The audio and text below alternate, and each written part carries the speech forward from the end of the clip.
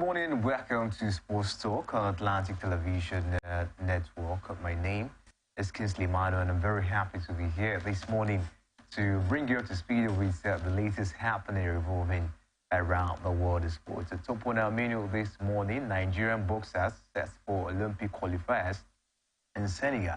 And coming in from the world of tennis, Arena Sabalenka powers into US Open semi-final. And in football, Nigerian Premier Football League Board gives the reason for league postponements.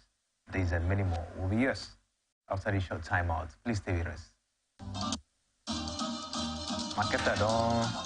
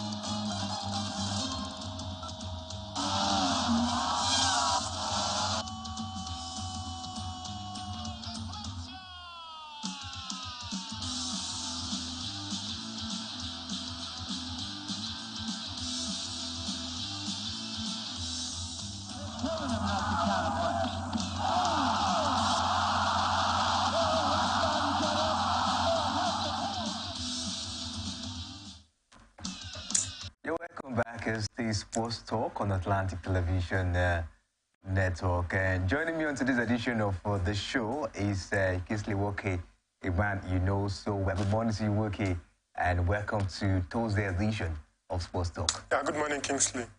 All right, let's quickly start the show with athletics this morning, as no fewer than 2,000 athletes will take part in the 6th Edo Heritage Sport Festival and Carnival in Benin City in November.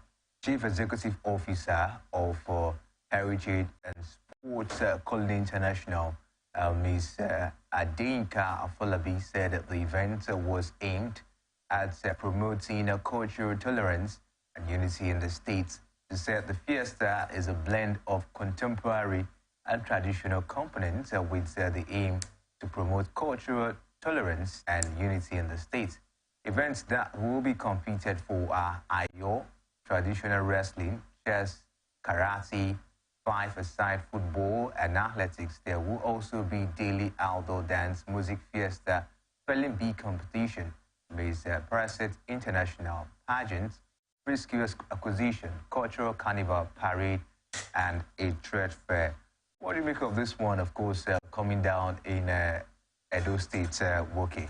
Yeah, fantastic one. I think is the innovations we want some states or even all the states to partake in, trying to infuse so many things, not just only sports. You can even put entertainment, other angles of life, because not everybody can be a sportsman. Yeah. Not also everybody can be an entertainer. So you just have to mix that blend, and I think that is what the group want to do in Edo State. For me, it's very, very good. That's how you bring out talent, sporting talents, talent in other fields of life and all that, and also make some people entrepreneurs, give them those skills so that they can be able to own their own businesses and not depend on people. So I like the initiative, and it's a grassroots a program or a grassroots event so that you can be able to bring out these talents who maybe before didn't have maybe the resources to compete maybe in other events. Maybe this is an opportunity for them,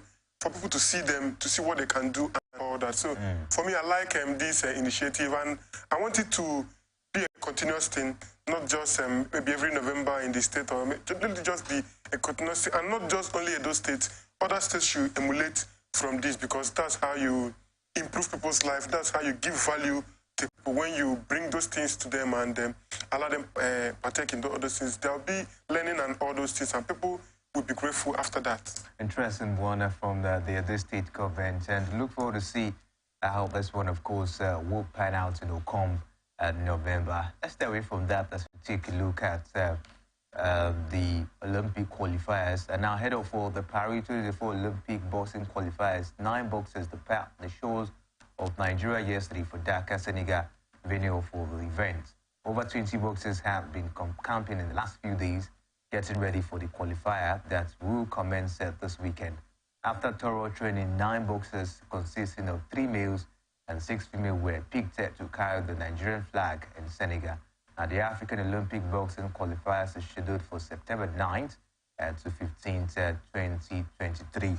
Wookie, we haven't really gotten it that better, in boxing or for recent, even at the Olympics and so many other events as well. What do you make of the state of boxing now in Nigeria? Do you think we're on that particular height where we can start competing very, very strongly? Well, maybe in the 90s or in the early 2000s, we used to let me not say dominate, but we used to have representatives. Even in the Olympic Games, we used to have lots of representatives represented Nigeria. But this time around, they've not really seen so much from that angle, and I don't really know why. It's not like the federation has been quiet. I think there have been some activities going on in the boxing federation. So I don't really know, but for me, I hope they are prepared for this event, because it serves as qualifiers for next year's Olympics. At least we need to have at least, I don't want to be overzealous, or we need to have at least 15 or 20 boxers competing at the Olympics. I know that's too much. This one is 9. There are nine competitors going. See, it's not really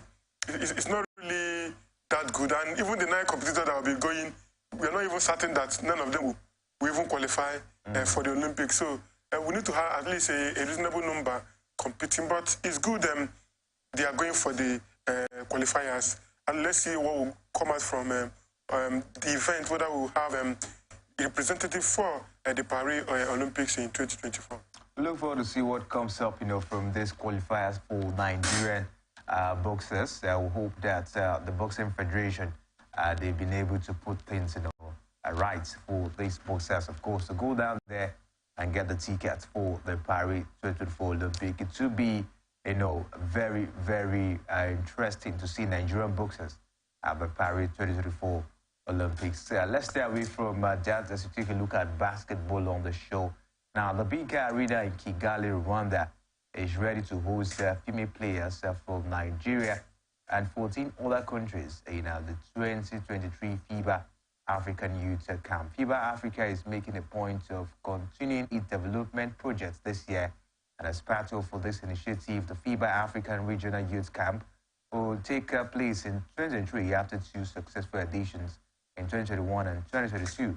The girls' only camp will take place in Kigali, Rwanda from September 26 to 18. And each camp, 45 players from 15 countries and 15 coaches will be in action, with 15 female coaches for the Kigali camp. FIBA has also collaborated with some of the most renowned personalities in Africa basketball to organize this regional youth camps. What do you make of this gesture, from FIBA, trying to develop talent in different African countries? Yes, I think it's nice. I think basketball is a sport that is very popular around the world. Everybody's playing it, and well, they see. I will not say Africa. Africa, we are not really yet there in terms of when you measure what other continents have done in basketball.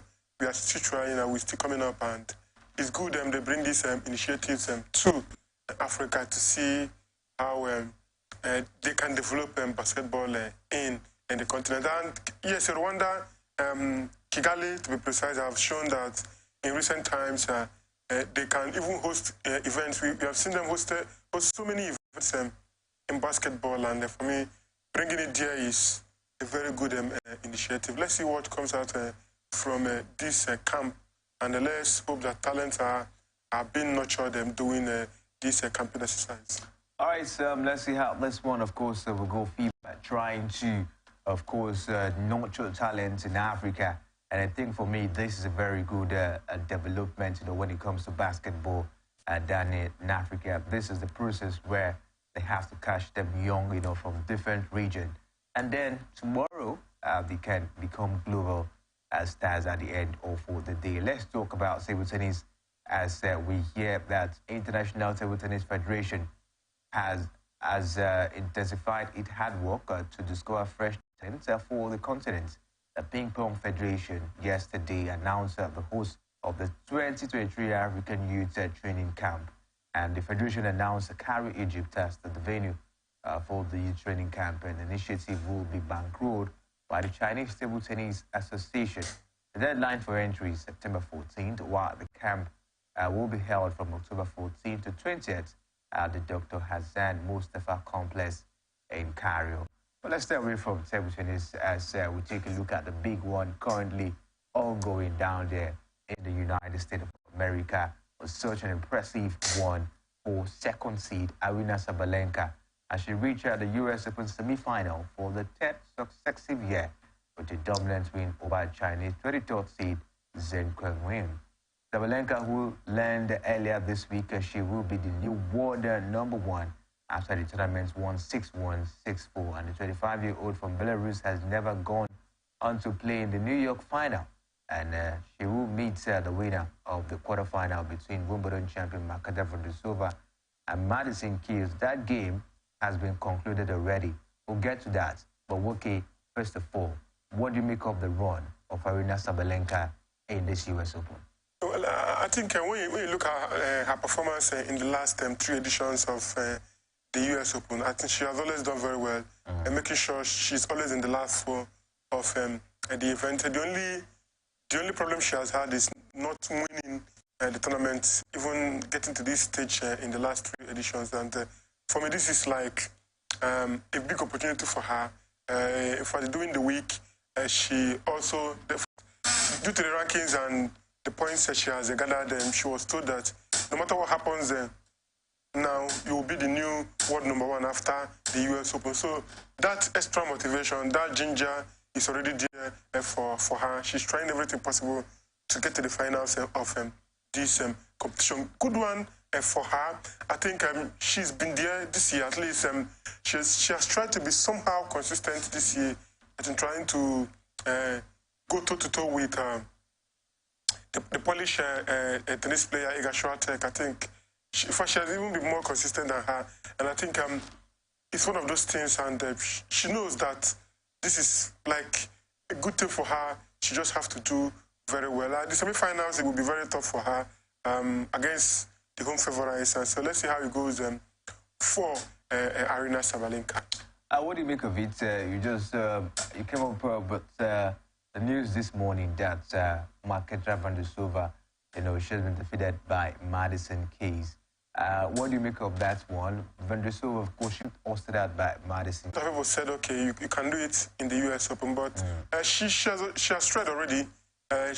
Almost the quarterfinals, almost at the last stage of the competition and all that. I think against Madison Keys, it will always be a very difficult game for her because she's playing against the home favorites. I think they are supporting her and all that. And for me, it has been a good run for her. But if maybe she has gotten to the finals, maybe of this year's Open, it would have been a very good year for her. But regardless, I think she won a Grand Slam this year. I think that's a plus for her. She just have to find a way to maybe continue that fine run next season. It will always be very tough, but she just have to try. She just have to try, and we'll look forward to see how this one, of course, will pan out at the end of the day. But like we told you, the new world number one, talking about Aryna Sabalenka. She's on a very, very good form at the moment, and we hope, of course, she continued this impressive ride down to the final, maybe taking up for this one as well. But a whole lot of person actually putting up the fact that, because if we take a look at it, though we might actually see upsets in this one, but the likes of Aryna Sabalenka, Kokugov, of course, the favorite, for so many persons. Yeah, Kokugov, Govkor, you know what to call her. I think in this tournament, I think I've been seeing that maturity. I don't know whether my... Because any of them, if Kokugov wins her game, she gets to the final. Yes. If Aryna Sabalenka wins hers as well, she gets to the final. Exactly. So it's really going to be an interesting one. Do you see any of them, of course, imagine seeing... having an upset, in this semi-final? Wow, it would be nice seeing Govkor and Madison Keys in the finals. It will be something huge. I don't know the last time it happened in the US Open. Two home favorites and getting to the final. Maybe, I don't know, maybe Serena Williams and Venus Williams. Maybe. So I think it will be very nice, but we have Aryna Sabalenka. I think she will not give in so easily. She would like to be in the finals, and let's see how it goes. It will be a very interesting semi-final matches in the US Open. Looking forward to those games. Looking forward to see those games, of course, illuminating our screen.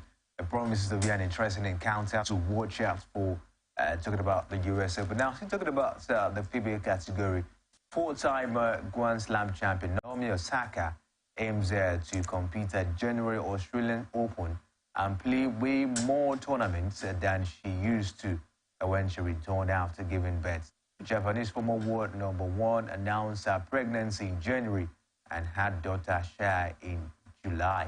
The 25-year-old has not played on the WTA tour since September 2022.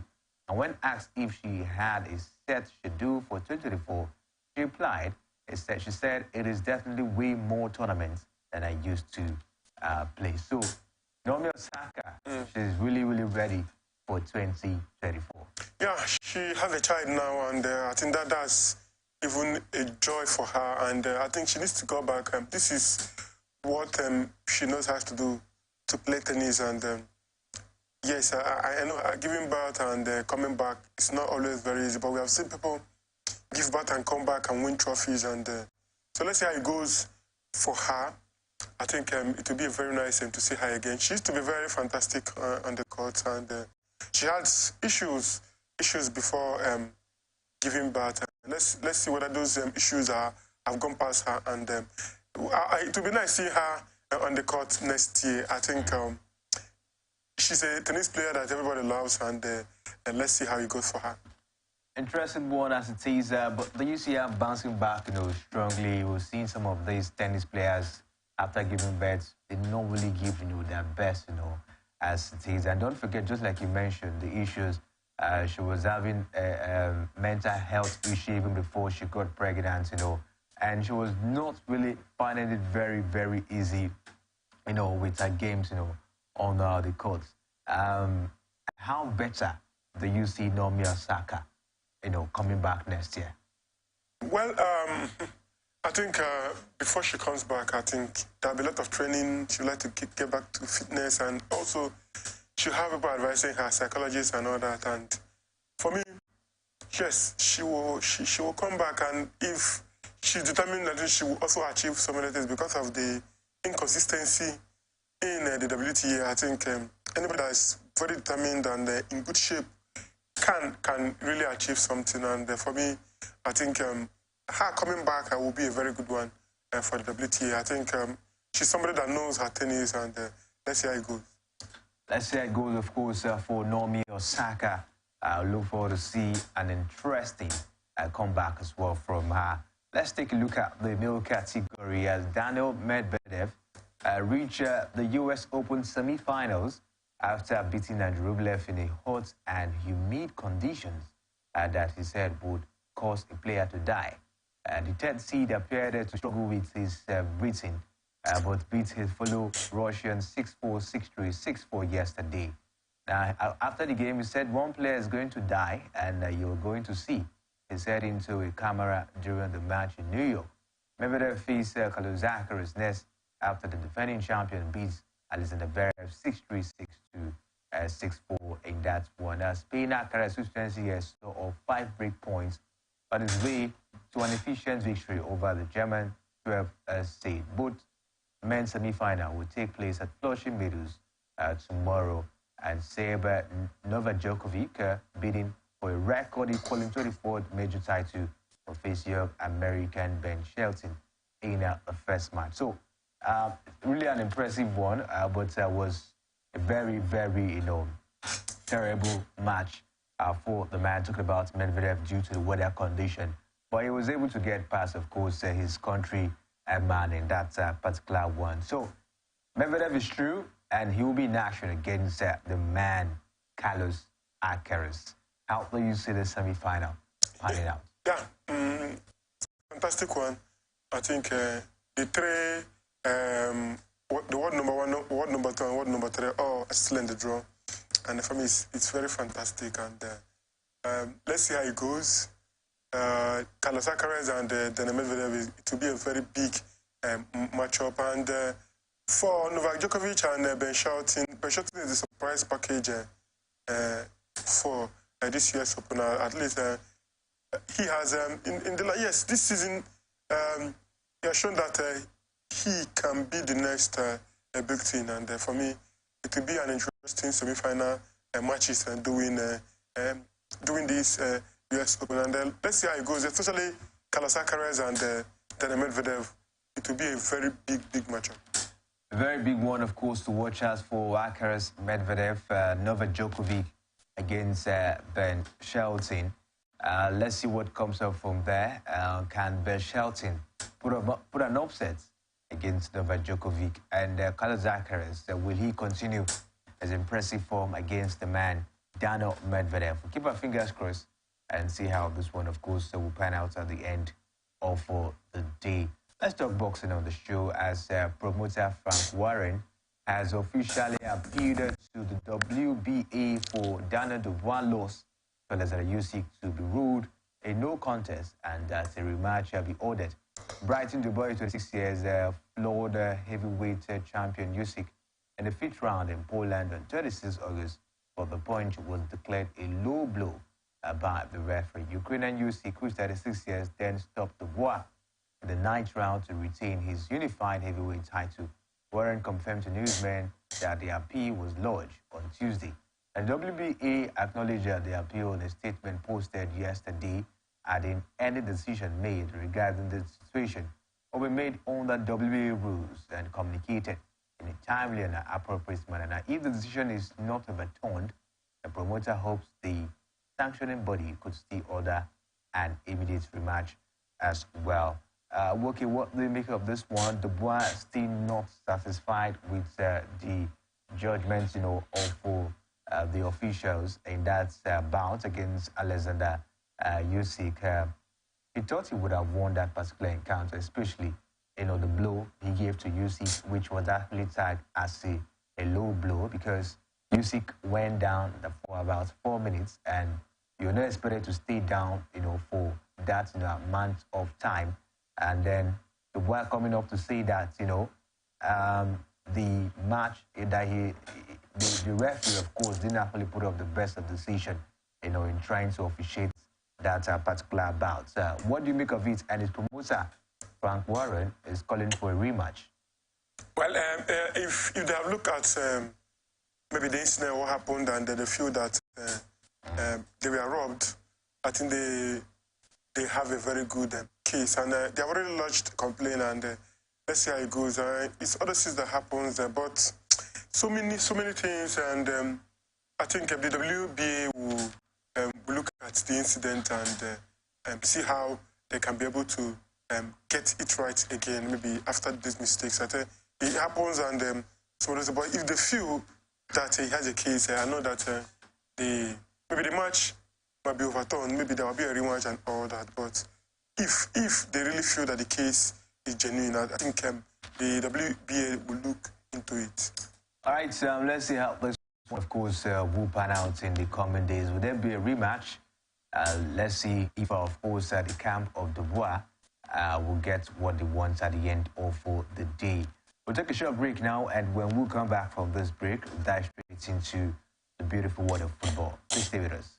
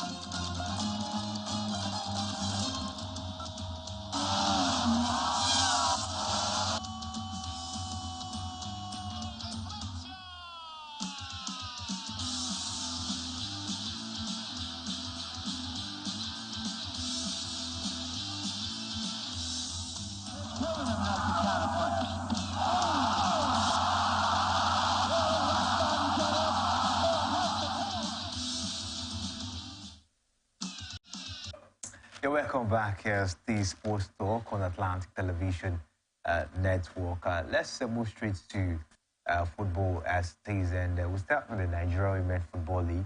As the board of Nigerian Women Football League yesterday rolled out plans to achieve improved women's league for 2023 and 2024 season and beyond. As part of the strategic plans to improve the level of the league, the body stated that it has developed women's football rising aimed at improving the capacity and technical ability of women's football players in the country through gradual but sustainable and scalable execution plan. In terms of capacity building, class speech initiative, which is designed to develop players, coaches, and referees' capacity by engaging them in different trainings. Other initiatives include football and the girl's child, and he or she tapping into the vast network to help raise funds for the successful implementation of her different programs. Now, the chairperson of the league, Ms. Kechi Obi, highlighted lack of adequate preparation, bad infrastructure as part of the reason the Nigerian Women Football League club failed to win the CAF Women Champions League since its inception. The chairperson said the board is doing everything by assisting the clubs in achieving the goal. What do you make of its new development, new strategy and plans, to develop the Nigerian Women Football League? How far do you see this initiative helping the league? Well, I hope it helps the league. I think we are not there, and it's very sad. When you see our performance in the qualifiers, what will be qualifiers for the club World Cup for club Champions League for women, I think it is very bad. I think we have a league, and we are known to be one of the best teams, if not the best team, in terms of talent and also bringing out women players in the continent. And we saw our performance at the last World Cup. We did very well, but in club level, we are not really there. I think our league is not really there also. Other leagues in Africa is meeting up and even surpassing us, and it's very sad that we will not be at the CAF Women Champions League. Regardless of that, I think these plans, they need to find a way to make sure it works. I think there's so much they can also do in terms of grassroots development. They need to find a way to nurture these girls when they are little, try to teach them one or twos, and try to have this program for a very long time, not just maybe 2 years, 3 years, you abandon it. The program needs to be something that will be for a very, very long time, and they will follow those gradual processes, because we have seen that there are certain clubs in the country, when they are not there, nothing happens. Maybe Bayelsa Queens, maybe Rivers Angels. We saw Delta Queens trying to see whether they can qualify for the Champions League. They couldn't qualify. Yeah, it didn't really work out, and they were defeated by a team from Ghana. They got to the finals of the qualification. Yes, they were defeated in the finals. So we need to make our league better. The talents are there, but it's just the organization, how to put everything in shape. That is the problem. If it's the talent is there, but how to nurture this talent, how to make the league better. By now, we should have some other women league across Africa, but we are not yet there. We are even borrowing from the Moroccan league. They said the women league. We saw the program they did, and their women are doing very, very well. Their women were at the World Cup, the last World Cup. So we need to find a way to develop the league. Finances need to be put into it, and try to have the right structures. And I think we can be there. We can be there. Everything can compete favorably, not one being bigger than this and the other one being bigger than this. So we need to find a way to make things work. I like the ideas, but it's just, can it be implemented? Can it work for a very long time? Was conveyed to all the clubs while citing the exigencies connected to the sponsorship of the league as the reason for the latest postponement. Aside from the sponsorship issue, Davidson Owemi further cited the need to have members focus on the annual general meeting of the Nigerian Football Federation, which holds at the Akwa Ibom states. According to him, the league body needed to representations from various stakeholders in reaching the decision. Now, this is the second time the league kickoff is suffering a postponement, and it will be recalled that the new league season was initially proposed by the Nigerian Premier League Board to kick off on August 26th, a date ratified by the Club Owners Association on August 4th, after a consultative meeting between the board and the association in Abuja. A date for the start of for the season was not contained in the letter sent to the clubs. Awuki, we've seen the reason why the league has been postponed once again. Do you think these reasons are enough for the board to postpone the league once again? Well, I don't really know, but they said sponsorship issues, and well, if you don't have sponsorship, I think maybe it's a valid reason. The sponsors are there. Talking about the new sponsors that will be coming up with the streaming of the matches, and all of that, they have sponsors. So what is this, inconclusive matter between them and the sponsor that actually warrant the postponement of the league once again? Maybe they're having issues agreeing one or two things. Maybe things have not really been agreed, and maybe that's the issue. But I don't really know why, up to this point, they are yet to agree on certain things. The league should have started by August. They postponed. This is the third time it will be postponed. And for me, I'm not really very happy. We want a league that will start by August and end by May. Follow the European calendar, but we are not really getting it every time. We see them postpone. And last season, because of so much postponement, we had to do an abridged league. This time around now, I don't know when they're going to start. Even when they start now, they will be accumulating games for the teams. You play weekend, you play midweek, and all those kind of stuff. So I don't know what's their plan, but they need to make sure everything is ratified before September ending, so that the league can be able to start and move according to how the European calendars move. I think sponsorship, all this should have been planned even before, when the league ended last season ended. Everything should have been in place. They said there will be a streaming platform. Some people have been trained for that and all that.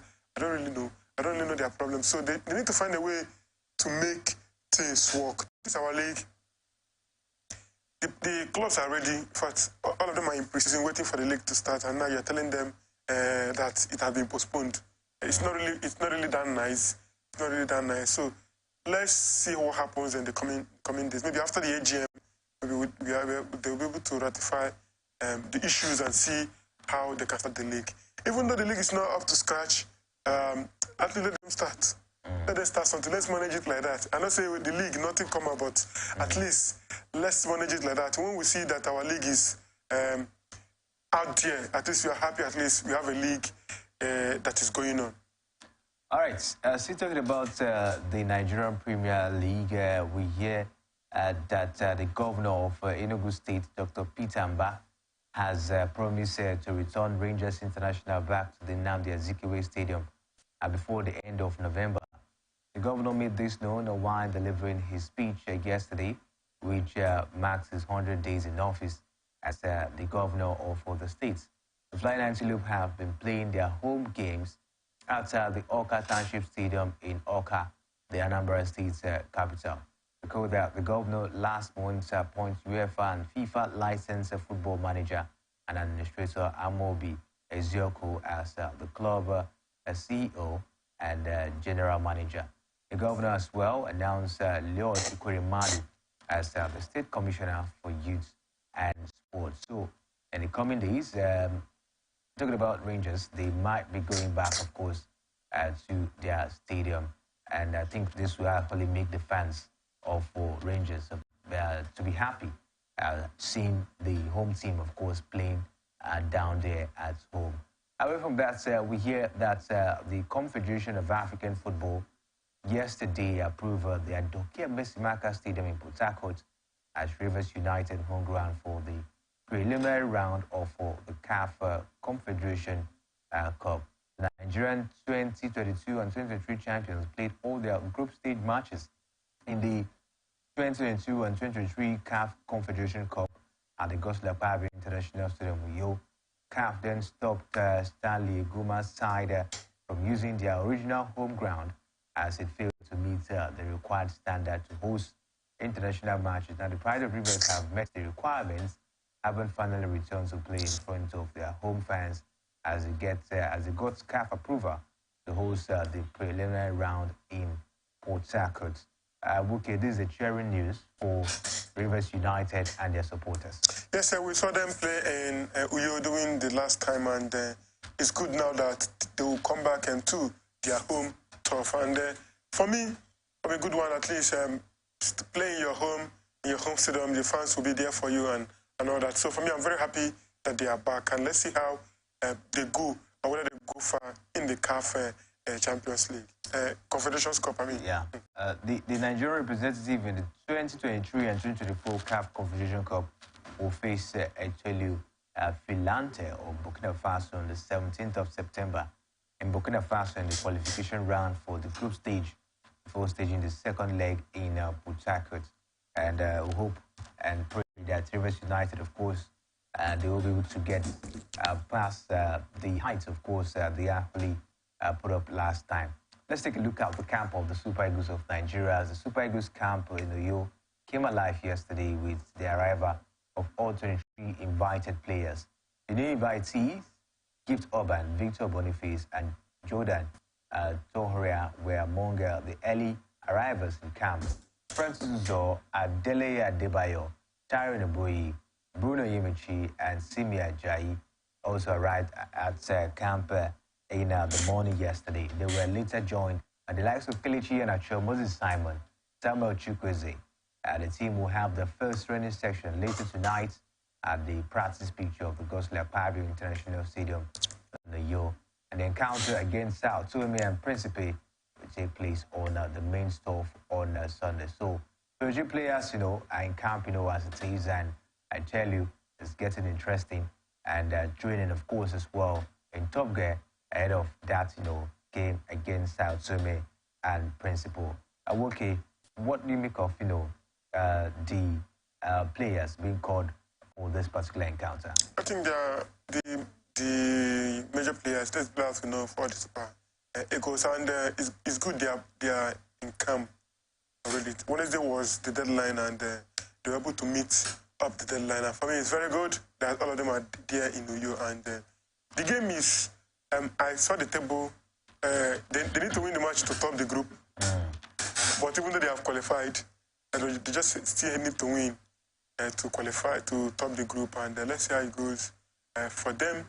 The players know that the game is not really a big game. Sao Tome and Principe, not really a very formidable name in Africa in terms of football, but they just have to find a way to win that. But why calling these big name players for Sao Tome and Principe? Well, I don't know the rationale for that, but we have the bigger games coming up. The World Cup qualifiers will be coming up very, very soon also. And, well, the players need to stay together, stick together, and that chemistry and all that, maybe that was the reason why they were invited, and that chemistry needs to be there. And for me, that's good that they are here. Let's see what they bring out against Sao Tome and Principe on Sunday.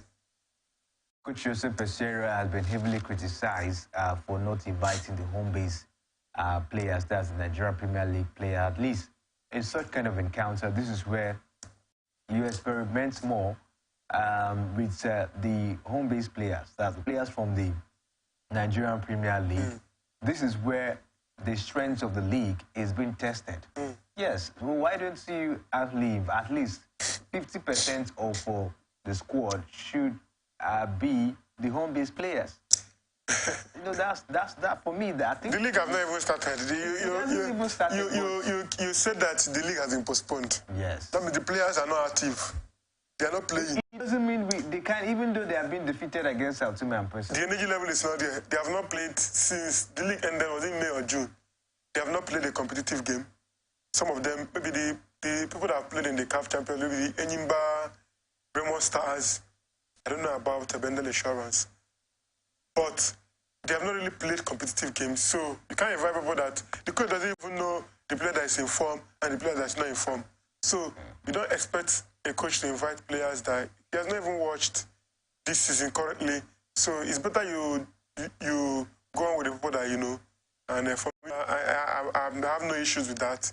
If maybe the league was maybe in week 5 or week 6, I would have been an advocate of them, inviting them. But the league, we have not even seen week 0. We are in week 0 in the Nigerian Premier Football League. So you can't just tell the coach to invite somebody that he has not even seen play. We saw the Ballon d'Or nominees yesterday, and Victor Osimhen and Asidre Shola made the list as well. What do you make of these feats, of course, for the Nigerian, for the likes of Osimhen and Shola? Yes, for Osimhen, Osimhen was the highest scorer in the Italian Serie A. He also took the Napoli side to the quarterfinals of the UEFA Champions League. In fact, he scored even in their second leg. Even though he had injuries, he came back, he scored in the second leg of that encounter against AC Milan. So at least he did well. Everybody was shouting Osimhen last season in the Italian Serie A, even in the Champions League. So I think he deserves them to be in the Ballon d'Or list. nominees. For Asidre Shola, yes. Also, his team, FC Barcelona, got to the final and won the Women's Champions League. She also scored.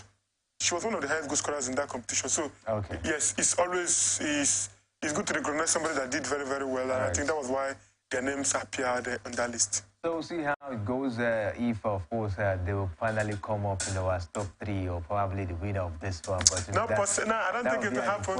I don't think. All right, at this point, we call it a wrap. All the show will be back by 6 p.m. for On Sports Extraordinary to bring you the latest revolving around the world of sport. Don't forget, peace and unity are the pathways to progress. My name is Kinsley Manuel. Thanks for watching.